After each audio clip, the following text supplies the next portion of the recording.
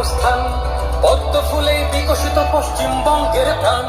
চিকিৎসা পরিষেবা অভাবে মরেছে গরিব কত, এবার সরকারি হাসপাতালে হবে চিকিৎসা উন্নত। ভারতে রাজ্যে আইটি শিল্প, আরে আসবে পূর্বোদয় প্রকল্প। আয়ুষ্মান ভারত হবে পাবো মৌলিক অধিকার, তাই পাল্টানো দরকার, চাই বিজেপি সরকার।